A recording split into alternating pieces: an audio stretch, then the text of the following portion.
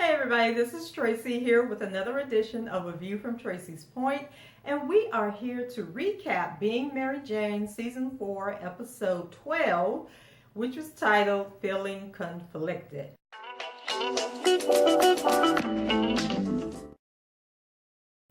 As I was watching the show, I got to thinking, did PJ, Patrick, the little girl, I think her name was Tracy, was that Patrick's other daughter, like, did they all go upstairs? You know how it is when they write people off the show, they go upstairs and we'll never see them anymore. So, like, what's up with that? Is PJ, like, touring the world? Did he leave New York? It seems like I kind of remember from the ending of the first half of the season, he might have been going on a trip or something, but they just drop people and we don't hear about them and don't know what's going on.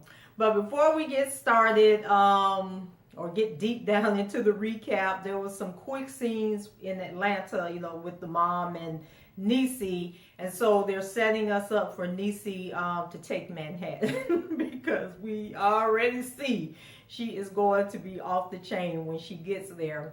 So Niecy was at the nightclub, still attracting the same losers that she was attracting before, but she seems to have learned her lesson, or we thought.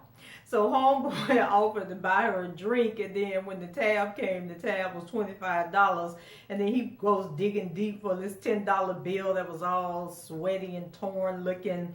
And so Niecy's like, okay, I didn't have enough, I'm going home. But then her friend that she was with, she was like, girl, we done got babysitters and everything, you better come on and enjoy this night. But Niecy says she's had enough, that she ain't trying to keep falling for guys that were like her baby daddy. She's over it, so she heads home. So then the next morning, her and Mama Patterson are watching Mary Jane's show on TV, and the mom was just like, do you know something different about Mary Jane? So she done picked up on that good after sex glow that Mary Jane got going on. So at first, Niecy was like, she's on television, she has to look happy and perky, she's doing the morning show. But then later on, Niecy finds some guy on this dating app. And if you saw my recap of Insecure, you know how I feel about the damn dating app. So she done found this dude, and now she trying to figure out how she gonna get to New York to check him out. And when I tell you, Niecy, you really don't want to be going for guys where their profile is them half naked and they all in these porno style poses, like, come on to me, girl type poses. It's like, come on, leave him alone, because he's only after two things. One is your coochie and the other is your money. But you're gonna go and take your little fast butt to New York and find out the hard way. So Niecy devises a plan to trick Mama Patterson into paying for her to go to New York to spy on Mary Jane. So we're going to see how all of this works out, because Mama Patterson fell for it, said she'll watch the kids and everything. If Niecy go and find out why Mary Jane and Lee really broke up, and who is this man that has her daughter glowing on morning television.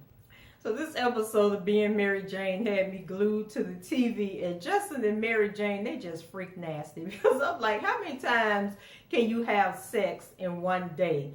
I think they were up to maybe 3 and maybe 4 times for the whole episode, but I guess it's that new love, and when you first get into it, you can't get enough for a week or two, and then afterwards you're like, you go ahead and leave me alone. So it's the morning after, and if you guys remember when the show ended last week, they were making love for the first time, and Justin is just so perfect. That was until he started quoting the Lion King, and when Mary Jane called him out, I was just like, oh damn, I thought I hadn't heard that line before. So he's giving MJ all kinds of signs that he's a control freak, but she's so enamored with him that she just let it all blow over her head. And then who in their right mind wants to be up at 3 o'clock in the morning and be happy about it?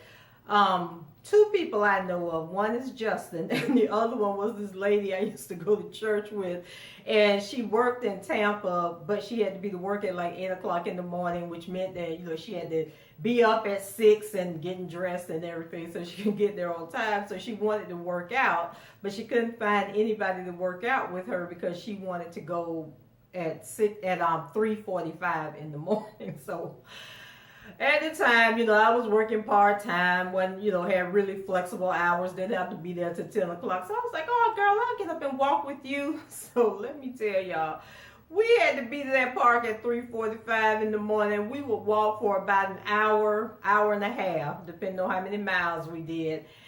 She would go on home, cook breakfast for her husband, and go on start her day at work. And then I would go back home and get back in my bed and go to sleep. And then I would get up like 9:30, having to rush to get to work. And my day was so miserable. And then I would come home from work and it just totally messed my day up. So after about 3 months, I said, girl, I'm sorry, but I can't help you no more. I have to get up at like 6, 7 o'clock and do this walking thing because the way it's going now is just not working for me. So back to MJ.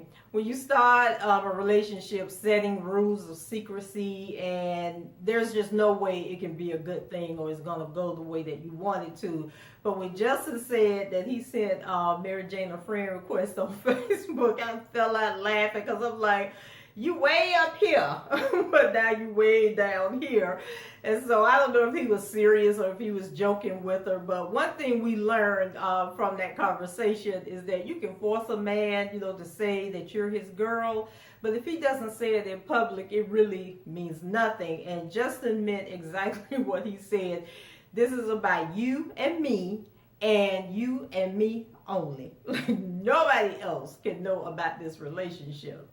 So they say we all look alike, but I thought that the girl that was talking to Mary Jane about the social media influences was Natalie. But I'm thinking maybe that was Emma, because we found out that they fired Natalie.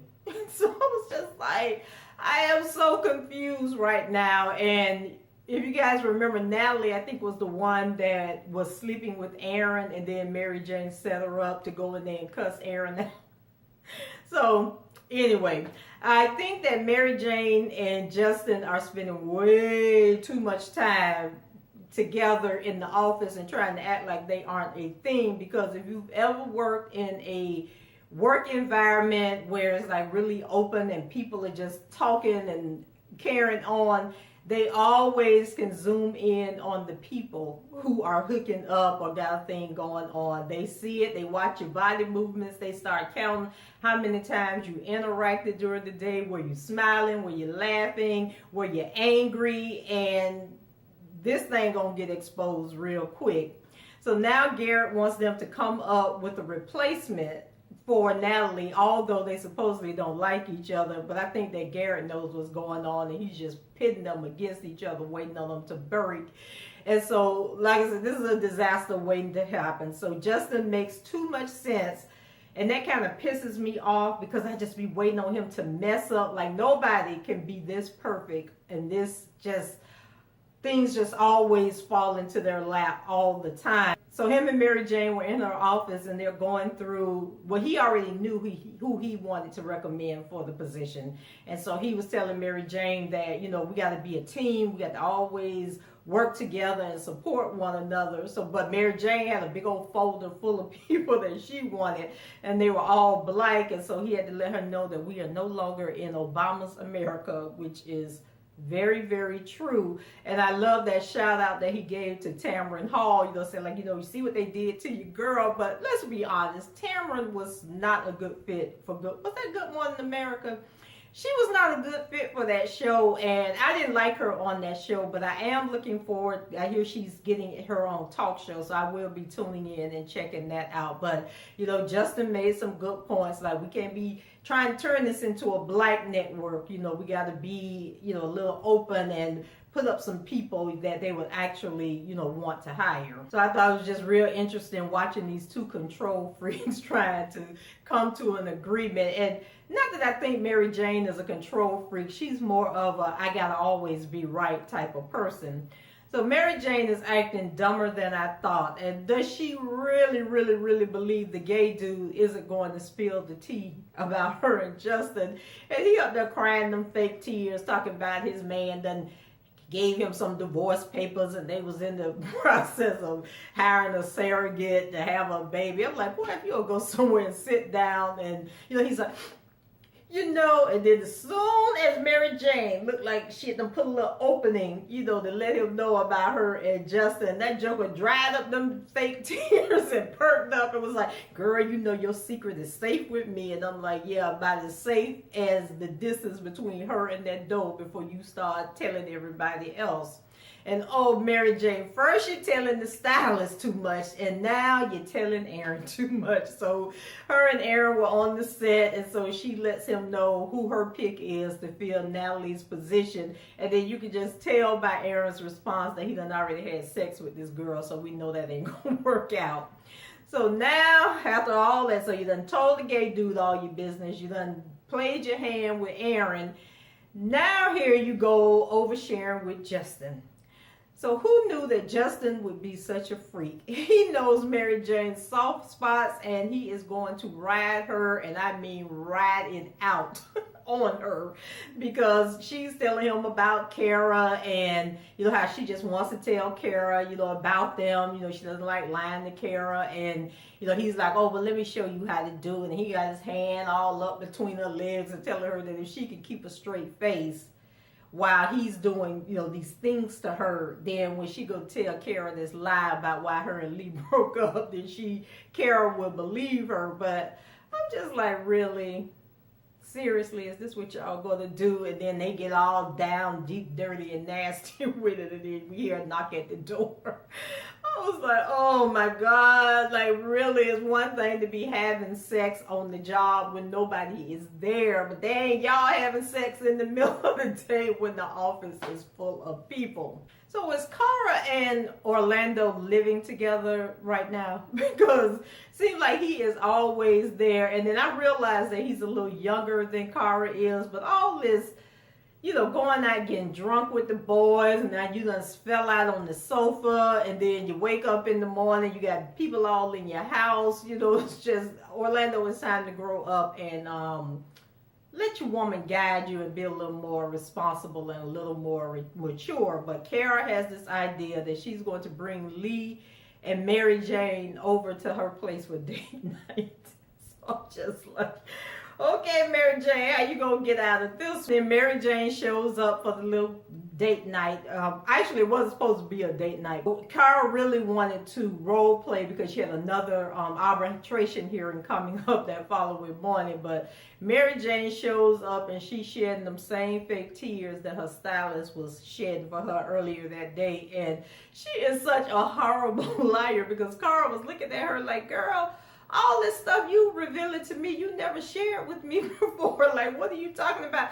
Y'all were trying to get pregnant, and I mean, Mary Jane was just going on and on and on, and I was like, Justin had just said to you that when you are a terrible liar, you tend to overshare. So all Mary Jane had to do was come in that house and say, me and Lee are having problems, and he won't be here tonight. But no, you got this long sob story. And then when she was getting ready to leave, her phone was ringing. So Kara was like, you're not going to answer that phone? Because I remember Kara's her best friend, know her every move, and know that Mary Jane ain't letting that phone ring without seeing who it is. So then when Kara reached for the phone, you know, Mary Jane pulls it out, and she's like, oh, girl, it is Angelina Jolie. And I'm just like, really, Mary Jane? Like, that was the best. That was the best you could do. So, but yeah, she's gonna be on the show tomorrow, and she's bringing all the kids with her, and I'm just looking at her like, really? Come on, that girl. But you know, Kara wasn't falling for it, because when Mary Jane left, Kara closed that door and turned to Orlando and was like, that heifer lying, but I'm gonna get to the bottom of this. The following day, Kara went to her hearing and totally destroyed the arbitrator. So she ended up having him removed from the case, you know, saying that he was biased and sexist, and you know, she pointed out to him, you know, all these inappropriate statements that he had made in the first hearing. So they took him off the case. And then she goes downstairs to tell Mary Jane the good news, but you know, Mary Jane all up in Justin's face, you know, just a kiki and then a ha-ha. And then I'm like, seriously, Justin, you standing in the middle of the newsroom filling Mary Jane up and just smiling all up in her face. I'm just like, I thought the goal was not to let people know that y'all were seeing each other or that you guys had anything going on. If that was the case, y'all are failing miserably. So Cara wants to go to lunch, but Mary Jane says that she can't because her and Emma, they gotta get everything together and go over the logistics for the social media Insta-star webcast that they were doing. So I thought they was going to be interviewing these people on the regular show, but she lets Cara know that they're going to be web interviews that they're going to do, I guess, for the social media site. So Cara told her that they was using her to get more work and not pay her any money. So actually, I think Mary Jane was lying to Cara because she, for whatever reason, can't leave that office, afraid, I guess, that somebody's going to swoop Justin up from her, because she was in her office watching footage from the girl that she was going to be interviewing. Her name was Danny Collins, and she was some political person who does these little webcasts from home, sort of like what I'm doing right now, but she does it on the political front. And so Mary Jane tells Justin that the girl was what did she say? She's what did she say? This daddy doesn't love me, platinum blonde. So white girls that have platinum blonde hair are having daddy issues. What are black women with platinum blonde hair going through, Mary Jane? I need to know. So while they're, doing the interview for the webcast, Mary Jane was throwing all kind of shade at the girl, and she told her that if her followers were a country, that she would be leader of the 25th largest nation in the world. And I said, it's so sad to think about, but when you realize, like, there are YouTubers that have like millions of followers, that's like a nation of people that are following you. And here, poor me, I barely have 278. I think I'm pushing towards 300, so I guess I would be considered a third world country. But Mary Jane breaks down the whole social media influencer platform, but the truth is that this is the wave of the future. Like, journalism as we know it today, or knew it 5 years ago even, will be dead in 10 years, because I have gotten job alerts from local television stations where they're looking for reporters, and you don't have to have a degree. All you need to have is a positive online presence. You need to be able to record your own footage. So like if they call you and say, hey, there's a news story over, on such and such street, we need you to go cover it. You need to be able to have your camera to go out there and record live from that location, record some footage, and then edit that footage and get it back to the main anchors, by the time the 6 o'clock news comes on or whatever. And that's really all it takes. And there are so many people, like when you're watching CNN and all these different shows, and they have these people coming on to give their comments and views on things, they are actually pulling those people from like YouTube. Because I remember, and I may have mentioned this on another video before, where I had did a video of a friend of mine who owns an art gallery here, and I edited it down, and it was actually for a class project that I was doing, posted it to YouTube, and the next day, literally the next day, she got a call to be on CNN talking about, the changes that Trump was going to make that would impact small businesses. And I was talking about it to somebody, and they said, oh, well, they probably saw your video. Like, did you share it on Twitter or anything? And I said, yeah, I shared it on Twitter, Facebook, and said, yeah, somebody saw that, because they actually have people that scour, the internet and social media looking for people that can come on to their shows and give their opinions. So I thought that was really interesting. So theoretically, Mary Jane and Justin make the perfect couple, but Justin is just so sneaky. Like, I don't know how.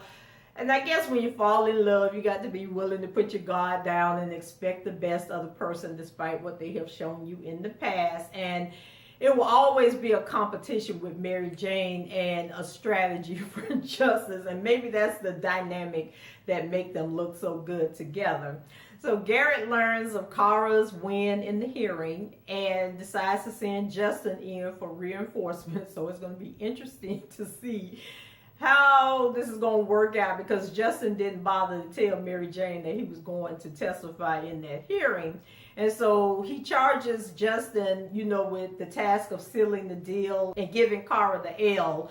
And Justin is just like, okay. So back at home, Orlando and Cara celebrating her win when she starts, getting alerts from Lee's Twitter feed. And so he's clowning, like a scorned lover would. And he's making all these tweets about relationships and how do you know your relationship is over. So Cara jumps up and gets dressed so she can go do a sneak attack on MJ because she reminds Orlando that MJ is lying about how and why her and Lee broke up. So MJ and Justin in bed again. And this time they're setting the rules for their love making sessions. And when I'm in control, I'm in full control. And when I'm on top, you got to be submissive. And I'm just like, who does this? So no sooner than Mary Jane agreed with Justin when he said, okay, once we start making love, nothing can interrupt us. There can be no distractions. Like, we in it until we finish. I don't think Mary Jane said I agree all the way before her phone started ringing and she rolled over and he's like, wait a minute, you're breaking the rules already. But she grabs that phone, and so it was Niecy. So then she gets Niecy off the phone, and then Cara calls and Cara tells her, girl, I'm downstairs. She hurried up and got up out of that bed and got dressed, and Justin was looking at her like, well, what the hell? Like, how we gonna have a relationship when you drop me to go and be with your friends just because they call and say they downstairs? Like, why you didn't leave Cara ringing the doorbell like you left that director ringing the doorbell? And by the way, what happened with the director? The strategist didn't come on the set to say, hey, Mary Jane, he said you stood him up. Nothing, and I hate these, maybe that's why my books are like, my books are usually between 350 and 400 pages. And that's why, because I just don't like jumping around and going back and forth and all that. I want you to get all the story, and I want to take you from one scene to the other, unlike they be doing on these television shows. So Mary Jane goes downstairs and gets in the car. So Cara tells her that they're going to Lee's comedy show. And Mary Jane's like, oh, no, my God, why would we do that? We broke up. And Cara said, oh, we're going to heckle him. And Mary Jane's freaking out and everything. And she's like, okay, here's the truth. Here's the truth. I broke up with Lee. He didn't leave me, I left him. And then Cara's like, why would you do that? Like, he was the perfect guy for you. And then Mary Jane, she's saying, because I realized that, he was above my league, and that's not what I want. And I just feel like the perfect guy is coming. He's right around the corner. And then I was like, remember that movie Michael Ealy was in with, who was the actress in that movie? Oh, I can't remember, but remember he did the movie The Perfect Guy where he was the stalker.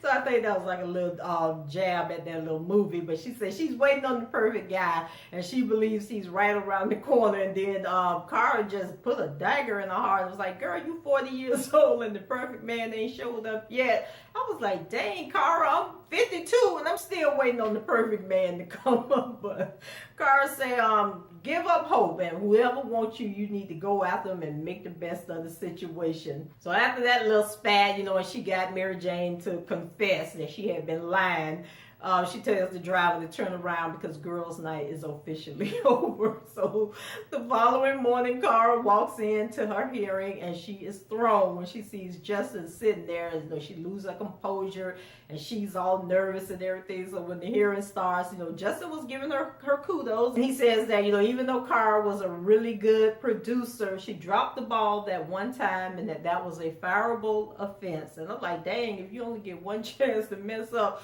a whole bunch of people done got fired every day, all day. So afterwards, Justin tries to apologize, but Cara tears him a new one and tells him, he's selfish, he's calculating, he only thinks about himself. First he got rid of Rhonda, then he got rid of her, and who's next? You're going to try and get rid of Mary Jane? So I think that kind of hurt Justin a little bit. So, but he's so smug and cold and calculating that he didn't let Cara know that hurt him when she accused him of wanting to get rid of his boo. So I'm like, okay, Justin, now you ain't told Mary Jane that you was going up there to that hearing, and you know that Cara about to go tell her. So you better beware, brother man. So Cara and MJ, they meet for drinks, and MJ, she's so self-absorbed because she's decided that she's gonna tell Cara that she's seeing Justin, but then she realizes that Cara's over there boohoo crying, which I don't know why she didn't see that when she first walked up. But Cara lets her know that Justin spoke against her at the hearing and why Mary Jane is so blind to his conniving ways. So MJ couldn't wait to get back to that office so she could check her boo. And so she was calling BS when he says that his hands were tied, and Garrett told him to go up there and testify, and he basically just went up there and told the truth. And Cara messed up, and she needs to, man up and realize that she caused her firing and nobody else.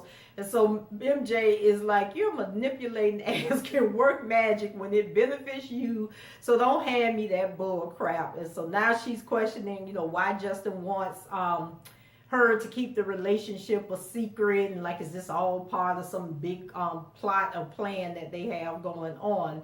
So Justin runs into Garrett's office, with a surefire plan to keep Cara from winning her arbitration. And I was trying to figure out how much money is Cara trying to get, because I thought in the last episode she said she was trying to get $46,000.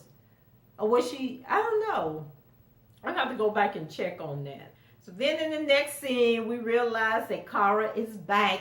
Yay! And with the promotion, she's also going to be a senior producer. So Justin is good for something. And I guess he really wants Mary Jane to be happy, because sometimes you have to take one for the team. So Cara comes back and she gets the title of senior producer. And this is what I'm saying about how much was she suing for, because Justin's, I guess, plan was that it was cheaper to bring Cara back and just, make her whole again than it would to have paid her that money out in arbitration. So maybe when the episode, I thought she said she was trying to get $46,000. Maybe it was $46 million. I don't know. I'm really confused. If you guys know, leave it in the comments and let me know how bringing her back was better than the arbitration thing going on, or her winning the arbitration. So MJ's joy isn't long-lived when she learns that the social media chick will be hired to replace Natalie. So I'm like, okay, now this is going to be real interesting. And then to make matters worse, when having a tender moment with Justin in her office, like she was leaning all on his head and all this, and he had his arm around her, she looked up and Cara was standing there like, hell. So that's how the show ended. So boy, oh boy, they came back the second half of the season with a vengeance. So I think the first half they was trying to get a good footing and get themselves together and decide which direction they wanted to take the show. But they came with it in the second half. So I'm all in. You guys let me know what you thought about the show. Let me know if I missed anything or got anything wrong in my recap. Leave your comments, rate the video, and please subscribe to the channel. And also share the video if you really like it. And I shall talk to you guys later, and come back tomorrow and I will have my review of Queen Sugar from tonight up. Talk to you guys later. Bye bye.